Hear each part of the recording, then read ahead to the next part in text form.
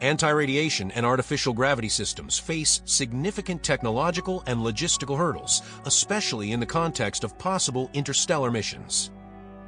And while recent progress in materials and power generation offer hope, current capabilities severely limit their feasibility. Anti-radiation systems. There are two types of radiation shielding systems, passive and active. Passive shields are simply the physical structure or barrier that block or filter the amount of radiation that gets through to the human crew and sensitive equipment. Active radiation shielding systems consist of advanced systems that generate an anti-radiation force shield around the area to be protected, such as intense or large magnetic fields. Passive anti-radiation. Passive radiation shielding may consist of a system of specially constructed structures working with other systems, such as automation. These may actively shield from most types of known radiation and/or shelters made of radiation shielding materials. Movable structures may automatically deploy when a source of radiation is detected. The materials for passive anti-radiation are part of a growing list, but traditionally, lead metal or hydrogen-containing compounds like water or human shit are known to be adequate radiation filters for low-duration space treks. Water and bodily defecation can be used as a passive radiation shield in space. This might sound a bit messy, but it's actually quite convenient. Mainly because water and bodily waste will be always available, sourced from the human crew and any other animals on board. And these contain compounds rich in hydrogen. Hydrogen is particularly good at blocking cosmic radiation because it effectively scatters and absorbs the high-energy particles. Additionally, using human shit as a shield also helps with waste management on long-duration space missions.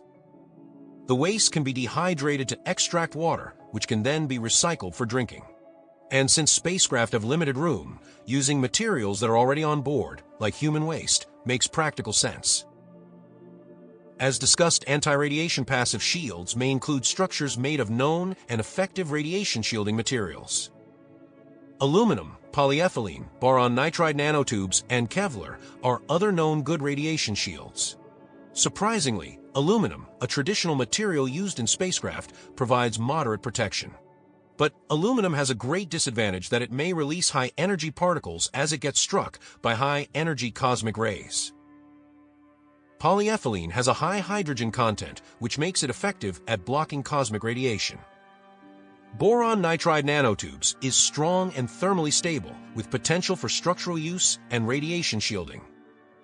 Finally, Kevlar, known for its strength and ability to attenuate harmful radiation, may prove to be an adequate radiation shield in space. Active anti-radiation. Although there have been some significant advances with passive radiation shielding, there have seemingly been slow and scant advances developing reliable and feasible active radiation shields, especially when considering spacecraft-scale shielding.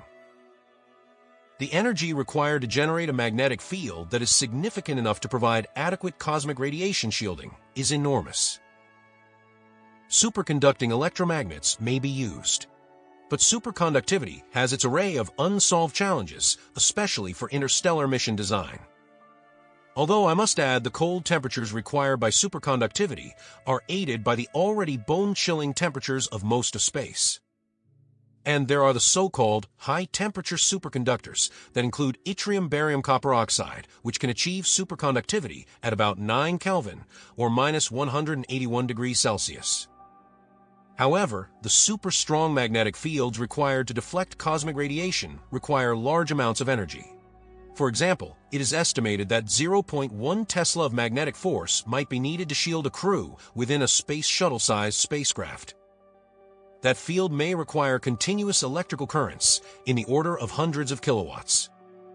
For perspective, on average, one U.S. household consumes about 1.2 kilowatts of continuous electrical current per year. So an interstellar craft's active anti-shielding system would hypothetically need, at least, the energy required by an entire neighborhood in a continuous basis. This type of energy generation requirement, using our current technology, would require big and heavy power generators. And for interstellar treks, the idea of solar energy must be thrown out of the window. Nuclear energy is all we have, so imagine lifting a full-size nuclear reactor facility from Earth to space. This is currently a complete and utter fantasy. Predictably, no significant anti-radiation system, passive or active, have been built for any deep spacecraft. This is due to the scale and complexity required, among other roadblocks. These capabilities, again, are just outside of our current building capacity. And this is just considering the needs for a single starbound spacecraft, never mind our ability to equip a fleet of ships. Although we have access to many of the materials necessary to build shields for an interstellar mission, the sheer scale at which this is required is just too much for us at the time. Although, seemingly, there are hopeful advances in our power generation capabilities using nuclear fusion. This capability may greatly enhance our chances of building active anti-radiation systems. But as of now, this requires an extremely large mass of equipment, very exotic technologies, rare materials, and massive amounts of energy. And we are just unable currently to deploy these to space. Sadly, with our current pace of development in many aspects, these required anti-radiation systems remain challenges that may stay out of our reach for decades, if not centuries, to come. Artificial gravity systems. Low gravity presents a wide array of problems for the human body and the design of an interstellar mission. As you may know, your body is acutely attuned to be healthy at precisely 1 Earth gravity, 1 g. Anything outside of this will likely have an adverse effect on human health. Muscle atrophy, bone density loss, body fluid redistribution, cardiovascular changes, motion sickness, immune system suppression, and psychological effects are but a few of the known problems low gravity brings. For example, astronauts have been known to lose about 2% of muscle and bone density per month during extended stays in space. And these are generally highly selected and top health individuals. On any space mission, especially interstellar missions, we must offset these ill effects from low gravity. Better yet, we should prevent these ill effects. One method is by generating artificial gravity. Centrifugal force by spinning motion is a relatively simple way to generate gravity. But the scale of the system to carry out this simple job, safely and comfortably, is a gargantuan challenge. To generate centrifugal force gravity at the kilometer scale is wholly outside of our current building capacity. For example, for a ring-like structure to provide 1 g, at a comfortable 1 revolution per minute, it would need to be 3.5 kilometers in diameter. Smaller, local centrifugal force gravity machines can replace the need for these gigantic structures. With these, astronauts would get a sort of gravity treatment for a certain period each day. But these create, as of yet, unsolved problems such as motion sickness, vertigo, and coordination problems. And this treatment needs to be painfully long, lasting over 1 hour per session. Additionally, the effects of acceleration, especially those to relativistic speeds, are utterly unknown areas of spaceflight. However, the acceleration of a spacecraft at 9.31 meters per second squared may generate artificial 1 g gravity as a result. But such acceleration and its energy requirement is utterly out of reach currently. For example, for a spacecraft to only reach 20% of the speed of light, about 1.72 meters per second squared acceleration is required. And still, even this is a current impossibility. Although a gargantuan challenge, artificial gravity is likely to be a problem that can be solved with current technology.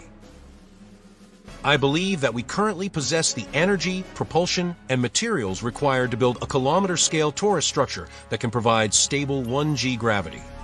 The main challenges that prevent this are the lack of the necessary World Space Program cooperation and the Earth to LEO payload capacity necessary to build such structures in Earth's orbit.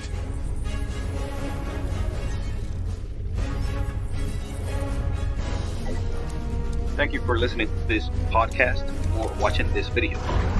Please subscribe, like, and share so you can support this work and so I can reach more people like you. If you'd like to support this content further, please click on the links provided here. Thank you again. Have a great day.